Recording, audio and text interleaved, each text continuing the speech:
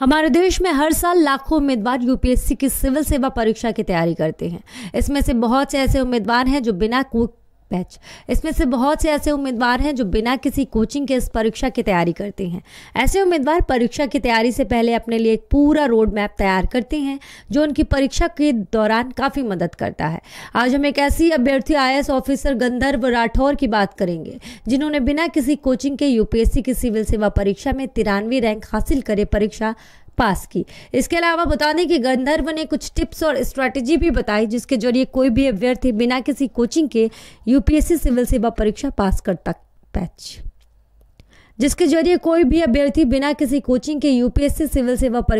कर सकता है। गंधर्व बताती हैं कि उन्होंने दिल्ली में रहकर इस परीक्षा की तैयारी की। उन्होंने सबसे पहले दिल्ली के ओल्ड राजेंद्र नगर से स्थित सभी कोचिंग इंस्टीट्यूट और बिग स्टोर्स का दौरा किया, सभी विषय के बारे में ज़रूरी नोट्स इकट्ठा किए। इसके बाद उन्होंने हर एक विषय के सिलेबस और स्टडी मटेरियल का आकलन किया। इसके बाद परीक्षा की तैयारी के दौरान उन्हें अपने उस साथियों की मदद भी ली जो किसी कोचिंग इंस्टीट्यूट में पढ़ा करते थे। गंधर्व कहती हैं अगर कोई अभ्यर्थी बिना किसी कोचिंग के इस परीक्षा की तैयारी करता है तो उसे सबसे पहले सिलेबस को समझने की ज़रूरत है। वो कहती हैं कि शुरू में आपको सिलेबस काफ़ी बड़ा लगेगा, लेकिन अगर आप इसको छोटे छोटे हिस्से में बांट लेंगे तो आसानी से कंप्लीट हो जाएगा। गंधर्व कहती हैं कि अभ्यर्थियों को शुरू से ही मेंस को ध्यान में रखकर तैयारी करनी चाहिए।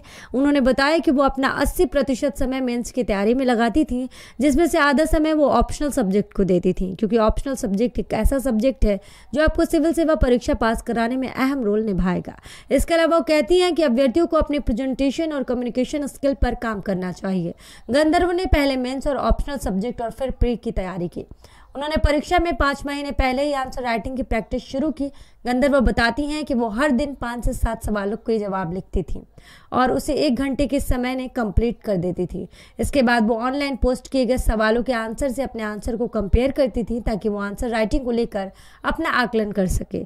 गंधर्व अपने आंसर को ऐसे लिखती थी जिसमें आर्थिक, राजनीतिक, कानूनी, सामाजिक, सांस्कृतिक इत्यादि सभी पहलू कवर हो सके। इन सबके अलावा गंधर्व कहती हैं कि अभ्यर्थियों को एक हॉबी को ज़रूर फॉलो करना चाहिए जो उन्हें उनके घर से बाहर ले जाए, क्योंकि इससे उनकी फिजिकल एक्टिविटी बढ़ेगी और इंटरव्यू के दौरान उनके पास अपनी हॉबी के बारे में बात करने के लिए बहुत कुछ होगा।